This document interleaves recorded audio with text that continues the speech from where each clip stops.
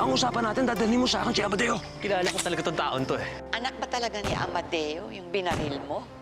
Walang kapatawaran itong ginawa nila kay Wesley. Kinuha nila ang buhay ng anak ko, kukunin ko rin ang buhay nila. Napangako ko kay Wesley. Papatayin ko pati kaluluwa ng mga Silvestre at anak ang dugo dito sa buong paradiso. Sigurado ngayon hindi na natin mapipigilan si Amadeo. Alam kong hindi natin siya pwedeng pigilan, pero pwede natin siyang unahan. Nakuha ko na. Ito nga yun. Naka-record dito ang lahat ng illegal na transaksyon nila. Sapat na to para mahuli si Roman. Dumiretso na kayo sa pulis. Susubukan kong pigilan si Sir Amadeo. Kapag nagawa na natin to, tapos na mga problema natin. Sir, saan yung office ng chief? Ayun o. Yan na siya, yan na siya. Kilala kita. Ikaw si Atty. Angeles, di ba? Ako nga po. Nabalitaan ko rin po kayo, Captain Rodriguez. Hindi ba't kalaban niyo rin ang mga Silvestre? Attorney, kalaban ako ng lahat ng kriminal. Paniniwala akong kriminal na mumuna sa pamilya Silvestre. Pero wala magagawa yung paniniwala ko kundi susuportahan ng mga ebidensya. Gusto mo ng ebidensya? Ito, yan ang ebidensya. Yan ang dokumento na mag-uugnay kay Roman sa lahat ng illegal operations nila. Illegal logging. Kung bibilisan ninyo ang kilos ninyo, baka maabutan niyo pa siya doon mismo. Saan niyo nakuha to? Galing yan sa isa sa mga pamilya nila. Yan na ho ang ebidensyang hinihintay ninyo. Aksyon na lang ang kulang. Huwag ka mag-alala, Attorney. Alasin mo, may team right away. Mabuti pa siguro eh, kasi malaking blato eh. Dito na tayo. Sige po. Mario. Sir. Mama, may sasabihin si Durano sa'yo. Durano, ano ba yun? Ma'am, nagmamadali nga po ako papunta dito eh. Nahirapan lang ako lumusot doon sa team na binubuo ni Kapitan. Siguro sa mga sandaling ito, nakadeploy na po sila. Sandali, ano ba yung pinagsasabi mo, ha, Durano? Pwede ba diretsuhin mo na lang ako? May nagbigay po ng ebidensya laban sa pamilya nyo. Idinadawit kayo sa illegal logging operations dito. Papunta na po sila ng bundok. Andun si Dad ah. Sige na, tawagan mo, bilisan mo. At ipagdasal mo, naku na sana mayroong signal. Sige na, tawagan mo. Huwag na. Baka huli na. Kanina pa ho sila umalis. At binabalaan ko po kayo. Ang nagsumbong sa inyo ay walang iba kundi si Atty. Angeles. Si Leilani! At narinig ko rin, ang nagbigay ng ebidensya ay isang miyembro ng pamilya nyo. Anong ebidensya yun? Isa pong ledger. Ledger ni Roman? Ay, sandali, alam ko kung nasaan yun. Dito ko nakita yun eh. Saan na ba yun? Patring, tulungan mo nga ako maghanap. Opo, Sige na. senyora.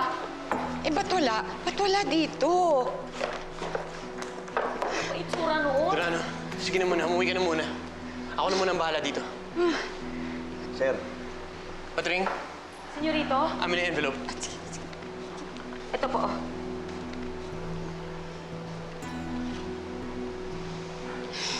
salamat po.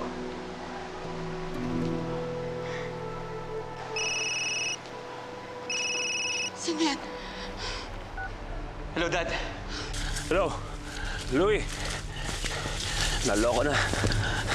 Napapaligiran ako ng mga pulis. Si Leilani. Siya nagsuplong sa'yo. May nagtraidor din sa pamilya natin, Dad. Ha? Hanapin mo yung traidor na yan. Ako nang bahalang harap kay Leilani. Gawin mo yan.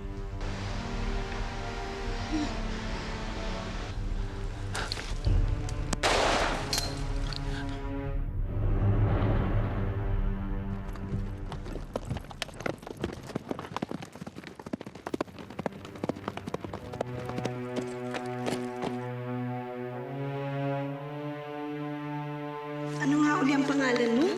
Martin po.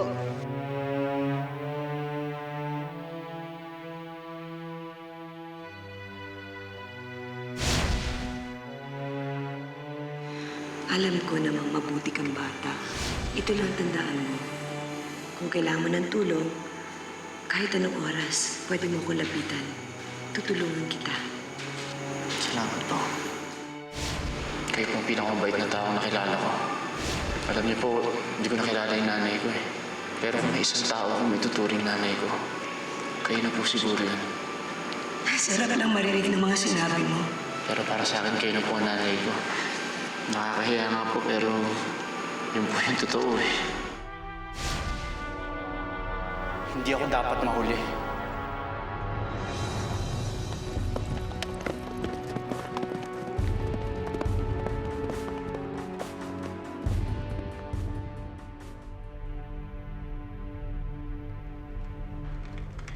Nakahanda na ba ang mga gamit? Areglado ng lahat, sir. Naikarga ng lahat sa sasakyan. Ito, pakatandaan nyo. Wala kayong ititira. Nagkakaintindihan ba tayo? Yes, sir. Sige na. Hintayin nyo na ako sa labas. Tara.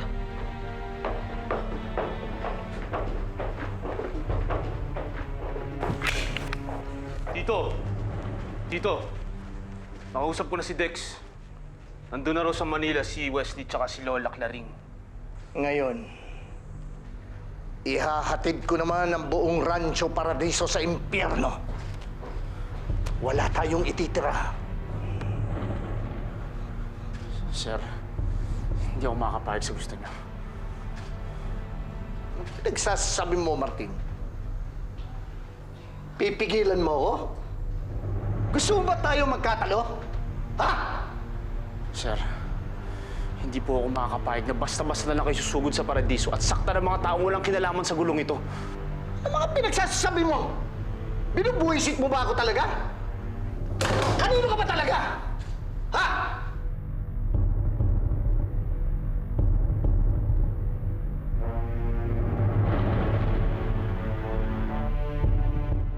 Sir Amadeo, tapos na lahat ng plano natin, nagawa na namin. Sir, hiyaan na lang natin ang batas, ang maningil. Batas? Matagal ko nang kinalimutan yung batas na sinasabi mo na sinulat lang ng kusino. Batas ko lang ang sinusunod ko. At sa batas ko, kapag buhay ang inutang mo, buhay din ang kabayaran. At ngayon, dodoblehin ko pa. Uubusin ko lahat ng tao sa Rancho Paradiso! Papatayin ko silang lahat! Sir, Mando! Akong bahala dito!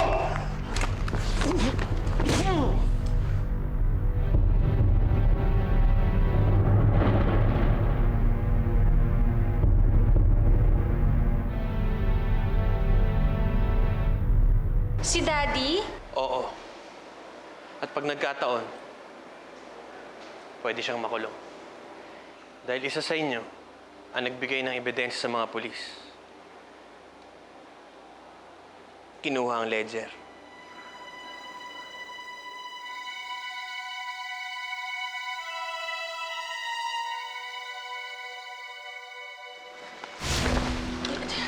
Tita Mara, anong ginagawa mo dito? Ano yung hawak mong Graciela?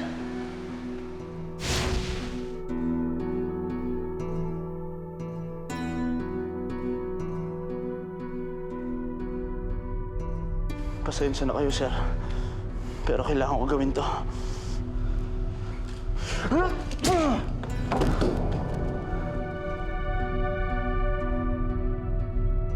Bibigyan ko kayo ng pagkakataong umamin. Now, come on. We are all family here. Masusolusyonan din natin ang problemang ito, pero kailangan malaman natin ang totoo. Kung sino ang traidor at bakit siya nag-traidor. Ikaw, sa ating lahat dito, ikaw lang ang may motibo na gawin ito. Ito bang ganti mo sa amin sa pagpapatuloy namin sa'yo dito sa aking pamamahay? Sumagot ka! Aminin mo ang kasalanan mo! Tumayo ka dyan! Tumayo ka dyan! Ma! Ma! Ma, tama na! Huwag si Graciela ang sisinyo dahil ako! Ako may kasalanan! Ako kumuha ng ledger!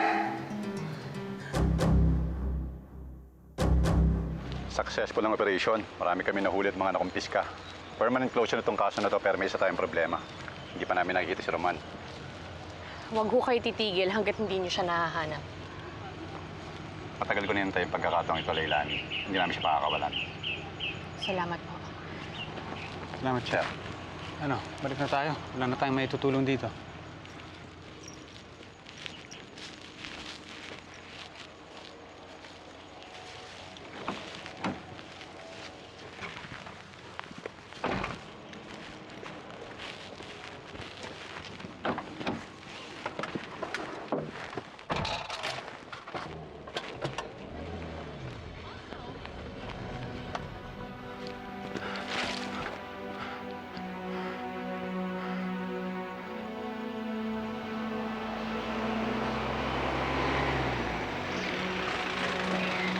Baba!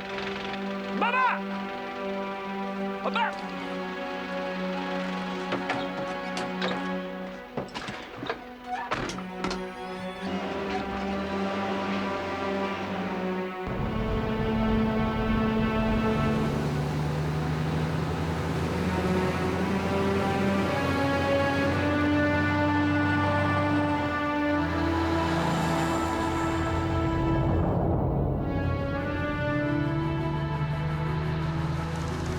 Bakit? Javier, si Roman.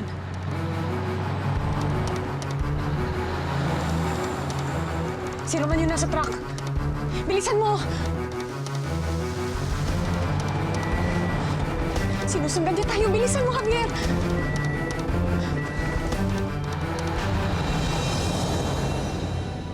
How dare you? Ikinahihiya ko na anak kita! Mas nahihiya ako sa ginawa nyo. At least ako nagsuplong ng kriminal, hindi kriminal! Pero pamilya tayo! Pamilya tayo! Kung meron ako pagkakataong papiliin, hindi ko pipiliin ang pamilya nito! Dahil sa inyo, pwede makulong ang tatay ko. Dahil sa inyo, pwede mawala ng kayamanan. Pera, yaman, hanggang ngayon na yan ang iniisip mo! Hindi ko maintindihan kung ano nangyari sa pamilya nito. Mga walang puso! At ikaw, hindi mo ginagamit yung utak mo. Puro puso yung iniisip mo at pinapairal mo. Ngayon, paano natin maayos ngayon? Yang gulo na pinasok mo, ha? Paano? Louie, lika. Alamin natin kung anong nangyayari kay Roman. Alamin natin! Halika na! Buwisit kayo!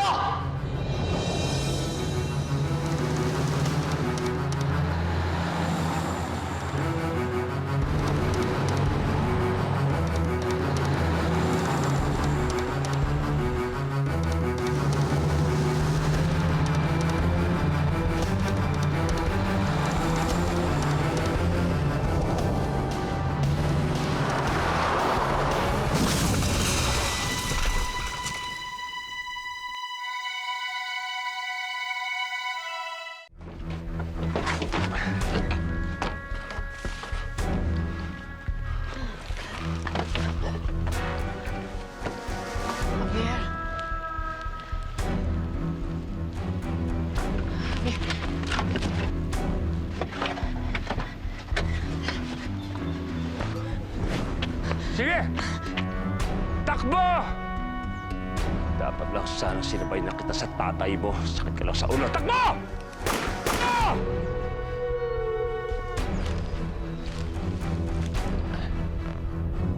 Ma, bakit mo ginawa yun? Paano na ngayon yan? Paano pag nakulong si Daddy?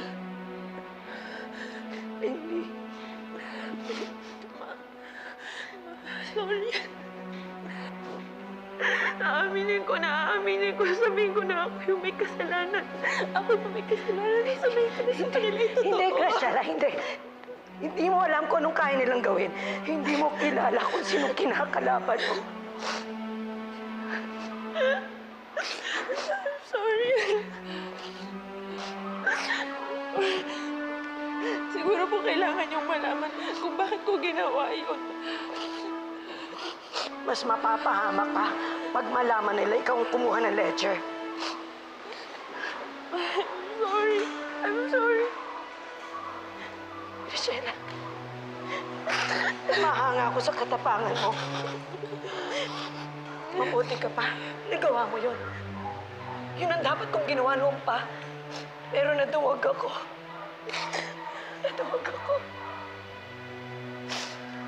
Wala kang pagsasabihan ng tungkol dito. Mananahimik ka. Pangako mo sa akin, mananahimik ka.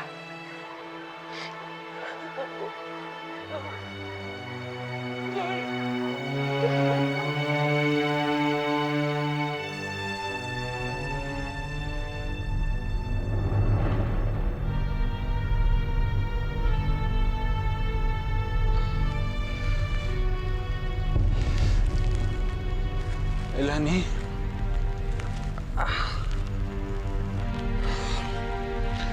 Leilani.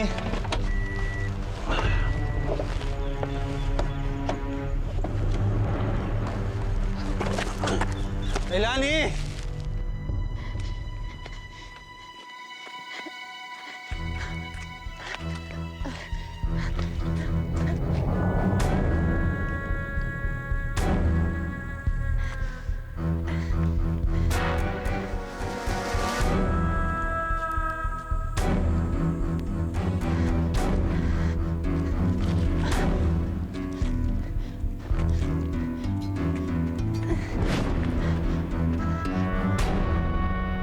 Shell, anong ginagawa mo dito? Hindi ka na dapat nagpakita dito. Martin, may nag-tip kay Louie tungkol sa ginawa natin. Kumilos na ang mga polis at nagkahulihan na. May nag-tip kay Louie na isa daw sa taga-mansyon ang nag-traitor sa kanila. Nalaman nila ang tungkol sa'yo. Si Tita Mara. Dahil nakita niya nung kinuha ko ang ledger, pero hindi niya ako sinumbong. Martin, galit na galit sila. Si Senyora Soledad, si Louie. Nag-aalala ako para kay Tita Mara. Martin! Martin! Javier! Kailangan ni Leilani ang tulong mo.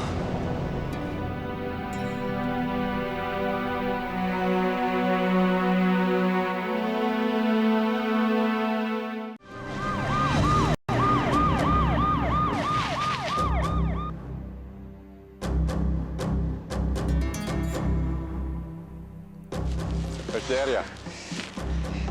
Chief, nung nagkamali ako, wala na sila eh. Kailangan natin siyang hanapin. Baka kung anong gawin ni Roman sa kanya. Tara, tara. Sige tayo. Boys, tayo.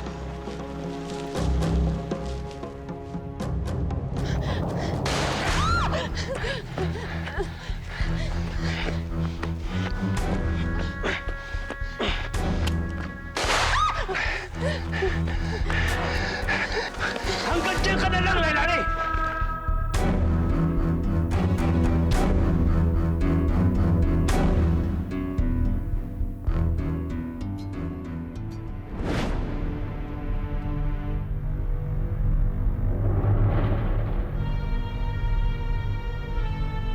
Magre-reunion kayo ng pamilya mo. Pagkatapos ko sa'yo, isusunod ko kapatid mo. Magdasal ko na.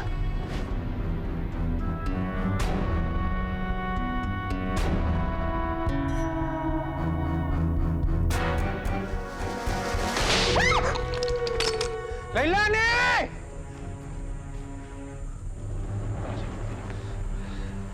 Leilani!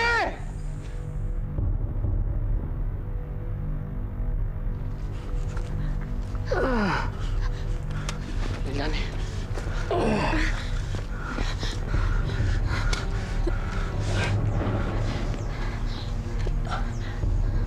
Martin? Sinasabi ko na nga ba eh.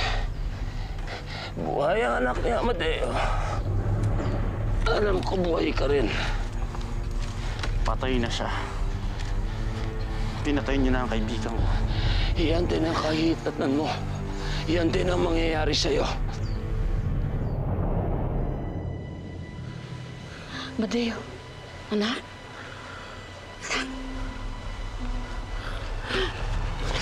Si Martin! Nasaan si Martin? Madeo! Sumagot kayo! Nasaan si Martin? Madeo, umalis na siya. Malis? Oo, sinabi niya sa akin, sabihin ko daw sa'yo.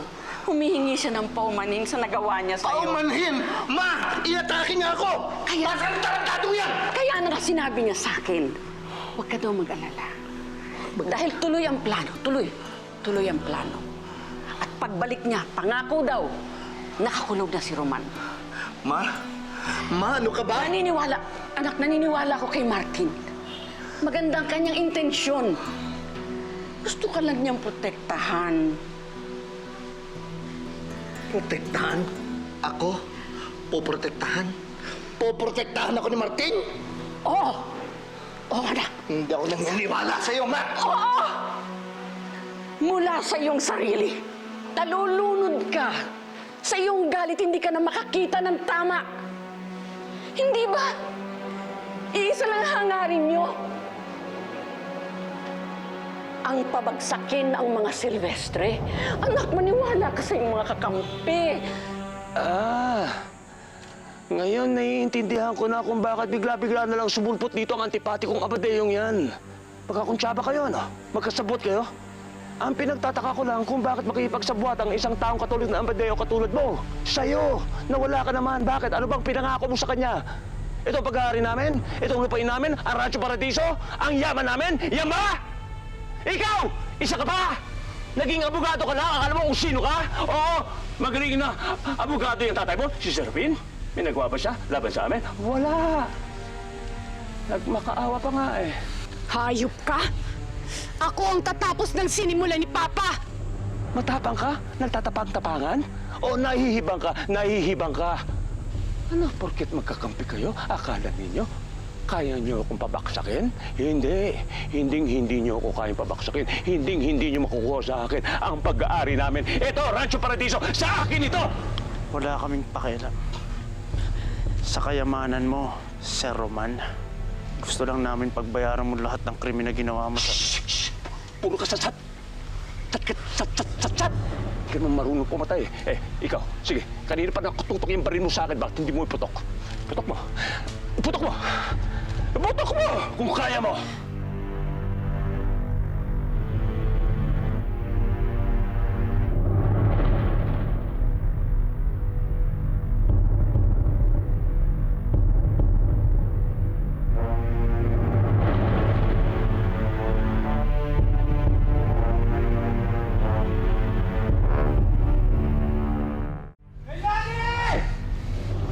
Javier?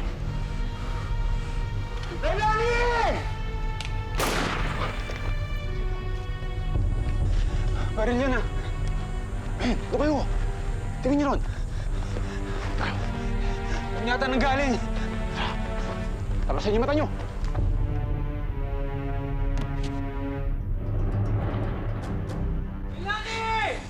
Javier! Martin, magtago ka na. Hindi ka nila pwede makita. Leilani, hindi kita pwedeng iwan. Mas delikado kapag naabutan ka ng mga pulis dito. Sige na, kaya ko na ang sarili ko. Umalis ka na. Dali na, Martin.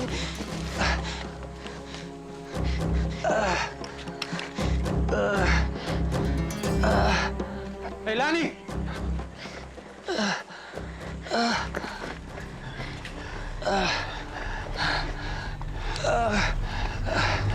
Kapitan!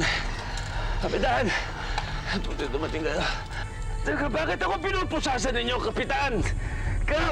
Buhay pa si Martin Caballero! Hawak na namin ang ebidensya magiging sa'yo sa pagiging illegal logger mo, Mr. Valencia. Dala sa ospital. Pero arestado ka namin. Bakit ako? Nagdidelirio na siya dahil sa tama niya, Chief. Ako ang bumaril sa kanya. Nagkahabol lang kami dito dahil gusto niya akong patayin. Sasama ho ako sa inyo sa presinto para makapagbigay ng full statement ko sa nangyari. Sige, tara na. Sige na, dali niya. ba?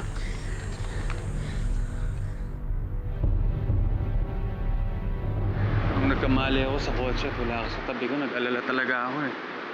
Kaya naisipan kong humingi ng tulong kay Martin para hanapin ko. Salamat, Javier. Pero huwag ka mag-alala. Ayos na ako. Si Martin nga pala. Ligtas si Martin sa ngayon. Dumating siya para iligtas ako. Pero hindi pa rin siya pwede magpakita sa mga pulis. Buti na lang nahanap ka niya. Kung mapapatawad ang sarili ko kung may mangyari sa'yo. Teka lang, si Roman nga pala, di ba alam niya yung tungkol kay Martin? Hindi ba niya isusunod sa pulis yun? Sabihin na niya lahat ng gusto niya sabihin. Wala naman siyang katibayan na buhay si Martin. Basta ako paninindigan ko ang kwento ko. Kaya salita niya laban sa salita ko. Sa mga nangyayari ngayon, ngayong hawak na ng mga pulis ang ebidensya laban sa kanya, dapat nga mag-ingat pa siya. Dahil baka isipin ng mga pulis, na gumagawa lang siya ng alibay. Ligtas si Martin. Hindi tayo nakakasiguro. Kilala ko si Roman. Siguradong ipapatugis na si Martin. Pero hindi sa mga pulis.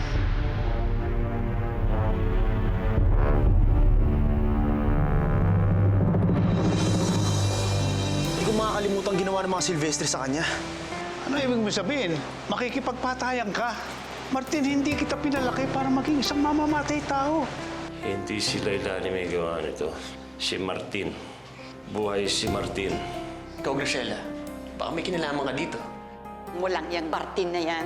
Di ba, muntik mo na nga siyang i-promote. Walang utang na loob. Huwag niyo isisi kay Martin ito. Dahil kung tutusin, tayo ang may malaking kasalanan sa kanya. Mahal mo pa rin siya hanggang ngayon. I'm sorry, Javier. Ayoko maging unfair sa'yo. Dami kong dasal sa may kapal.